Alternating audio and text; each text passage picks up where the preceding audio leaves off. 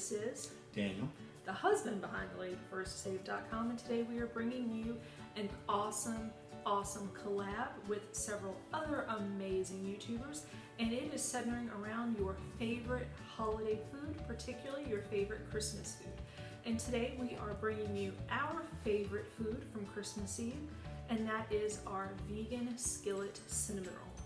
And not just any cinnamon roll, a giant vegan skillet cinnamon roll. And the best part of this is it's super simple, it can be made ahead of time, it's healthier for you, and it's absolutely amazing. But even if that wasn't the case, it would still have a place in our hearts because there is a history behind the skillet that you see right there. And I'm going to let Daniel tell you all about that. okay?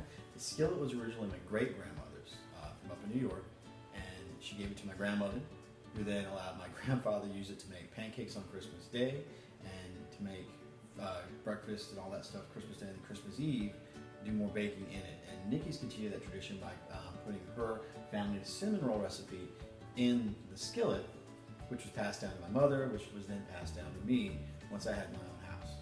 So you see, this isn't just a skillet recipe, this is a century-old pan and a century of tradition, and it's something that we look forward to every holiday season. Christmas Eve, we make cinnamon rolls, and on Christmas Day, Daniel always makes pancakes. It's what we do, it's something we look forward to, and the best part, we've been able to revamp it for our new health, and wellness, and our new lifestyle dealing with food, and we're not missing out on any of those food traditions being able to do so. And just to think that this is, moving on to our children, 5 generations of family tradition in one pan, and it doesn't get any more interesting or unique or special. And we're talking about not just one culture, but many cultures. We're talking about Czechoslovakian and Yiddish culture. We're talking about Irish American experience in this country, and we're talking about my own food heritage being Irish and German and Puerto Rican. And so it's a little bit of everything moving forward, and we really want to share this with you guys, and we hope you enjoy it. As well, please note that we will put the detailed recipe instructions in the description box below, as well as the rest of the information you need to check out all the other ladies in this collab, because let me tell you, there are some awesome recipes and you need to check them all out. And so now let's just get started and show you how to make this giant, awesome vegan cinnamon roll skillet, guys. Let's check it out. For this recipe, you'll need 1 packet of yeast, 1 cup of plain almond milk, a 1/2 cup Earth Balance butter, 1/4 teaspoon salt, 3 cups flour, 1/2 teaspoon cinnamon, and 1/4 cup plus 1 teaspoon sugar divided. The equipment that I used was, of course, flour for the counters, a spatula, rolling pin, a glass bowl, my husband's antique skillet that we already mentioned. I also use my induction burner and pan for that, and my convection oven. I find that it's really great for both proofing the bread as well as baking the final cinnamon roll in the process.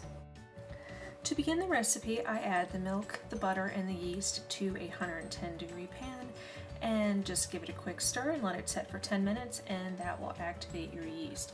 And that is the starter that you'll need to get your recipe started. And don't worry, just because it's plant-based, there'll be still plenty to process all of your gases in this blend. To start everything off, I will add my yeast mixture to my flour in my mixing bowl, and then I will add the entire dough mixture to a lightly floured counter, roll it together into a ball, and cover with about a tablespoon of olive oil. I'll return it to the mixing bowl, add a clean flour towel, and add it to a 80-degree induction oven that I had preset. Here you can see after 1 hour wait, it should be at least double in size, and at that point, you are ready to roll out your dough.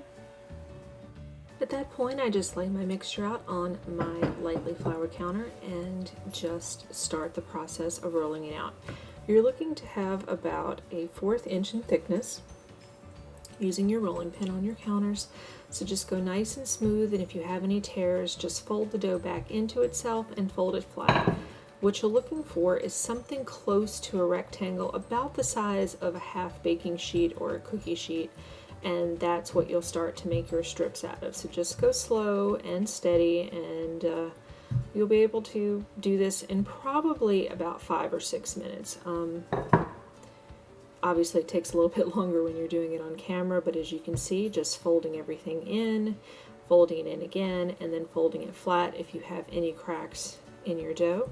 That's also a great technique when you're making cookies as well, so just keep rolling and rolling and switching your direction and switching the pressure and making sure that each time you lay your hands on the rolling pin you're doing it at a slightly different angle, and that helps to get all the air pockets out of your cinnamon rolls so they don't bubble up and bake unevenly in the oven.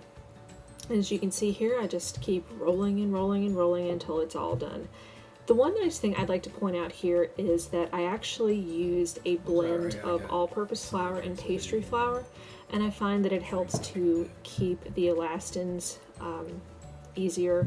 It is just a better dough in my opinion, and that's the blend I've used for a long time. I use Bob's Red Mill for both my flours. A little bit pricier, but I tend to think they are a better quality product, and I like that they're non-GMO, and it's a little bit better to give to my family. Now, there's a lot of people who have success with gluten-free cinnamon rolls. I haven't done so to date. So if you have a great recipe for that, I'd love if you could leave me a link below or let me know about that. But these, while not gluten-free, are completely vegan. It's an awesome recipe, much easier on the digestive system, and who doesn't like a few less calories when indulging in holiday treats like this? So as you can see, we're starting to form up the rectangle and just folding in the edges, laying everything flat and even, and then at that point you just keep rolling until you have your about 1/4 inch in thickness dough laid out for your cinnamon rolls. So just rolling and rolling and rolling until you get all of that laid out. Another nice thing, the flour that I laid out on the counter was the pastry flour, and as you can see, it doesn't stick as much to the dough as a regular flour, so that's really nice, not having to shake off your finished product when you're ready to get things started. Now, I went and took the reserved 3 tablespoons of my Earth Balance and just spread that out all over the dough. And what's really nice about Earth Balance is you get that really creamy, organic, farm fresh taste, but again, in a completely dairy-free form. So that's really, really nice. And just spread out about as much as you think you'll need for your seasonings. You're not looking to completely drench it, but just have a good base coat on your cinnamon rolls. Make sure to spread it all the way to all the corners and not leave anything uncovered. The back of a spoon does really well for this, but if you have a barbecue brush or a basting brush or a butter brush, that would work just as well too.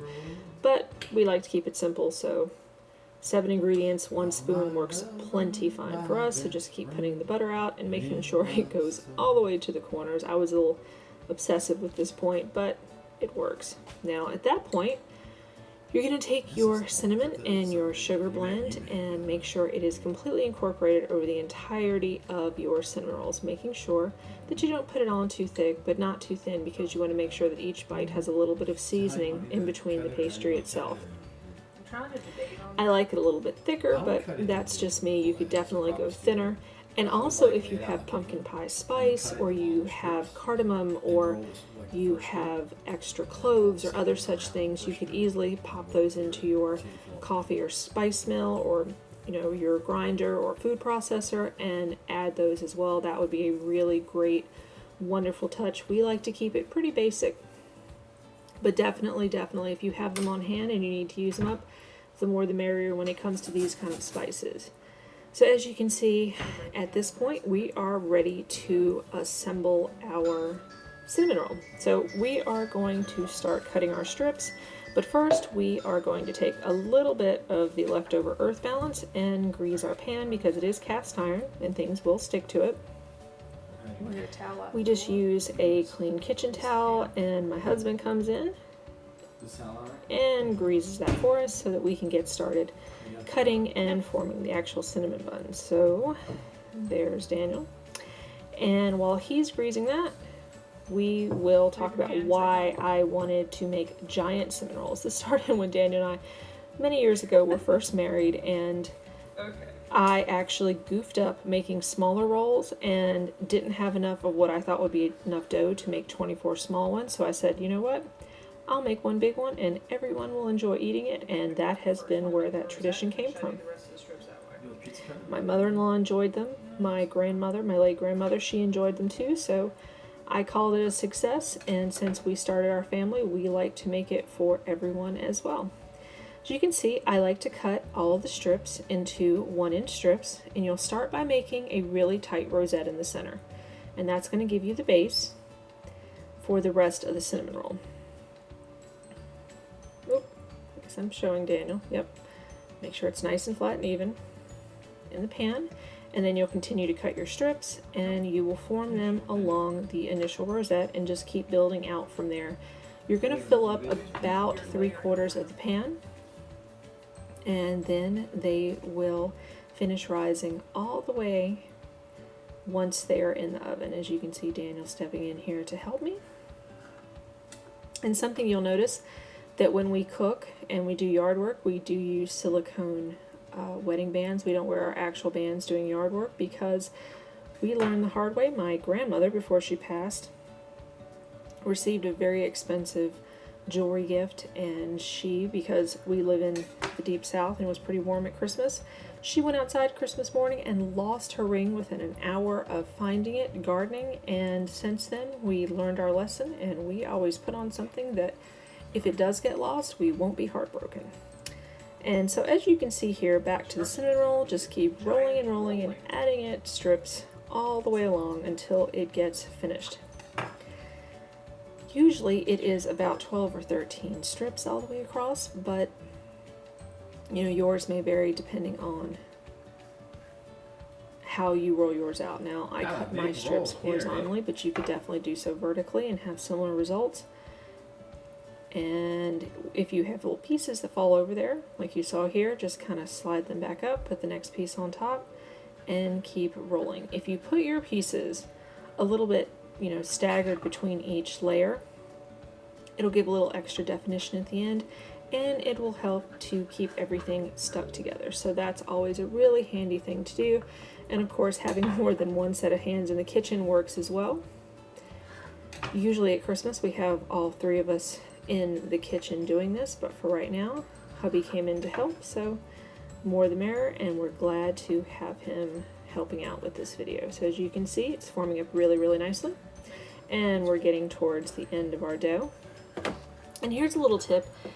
It is sometimes easier if you use a pizza wheel, but if you're using a knife like I'm doing and you're finding that it's starting to stick, turning it over to the non-serrated side will really help with cutting the dough, and is a little bit easier on your counters too. And here we go, getting the last couple strips done. And then your inner pieces here, a little tip, just have a neater looking cinnamon roll. Take your uneven pieces and put them towards the innermost part of the cinnamon roll, and then put your even pieces on the outside, and that'll give you a little more of a finished look, but you'll be able to use up all of your dough and no one will be the wiser. As you can see here, we're getting towards the end, and there's those little uneven pieces. They're getting ready to go right on in. And we are about to start baking. We set the oven, the induction oven, for 350 degrees, and it will need to bake for about 25 to 30 minutes depending on your oven. But definitely this is one of those recipes you just want to stay in the kitchen and keep on top of it, because obviously some will brown quicker than others. Now here at the end, I'm going to take any leftover butter and just go ahead and put it on top just to help with the browning and give it a little bit of a caramelization on top. And any of the butter will seep down, so it's not a big deal. You don't really have to brush it out, just a little spooning here and there, and that should be fine. And at this point, you can see that we are completely done and ready for the oven. So we're just going to pop it into our oven. It's again set at 350 degrees. And it will bake for about 25 minutes. At that point, it will be done and ready to eat, and oh so yummy. So as you can see, that's how we put everything all together. Now while this is all baking, I'm going to go ahead and start my icing, and for this you'll need confectionery sugar. And guys, in case you didn't know it, 1.5 cups of regular organic cane sugar put into a blender for about 3 to 5 minutes, and you will have plenty of the wonderful powdery start to any icing.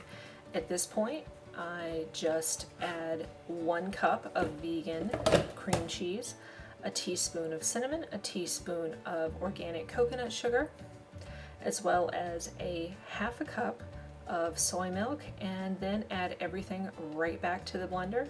And that's how I make my cinnamon roll icing. I like to make it right in the blender because it's one less thing to have to wash, and I find that it really makes a very creamy, smooth blend. Sometimes you do have to get in there and scrape the sides down because of the cream cheese and the powdered sugar, but everything just back in, wipe down all your sides, and you are good to go for another 2 or 3 minutes of blending.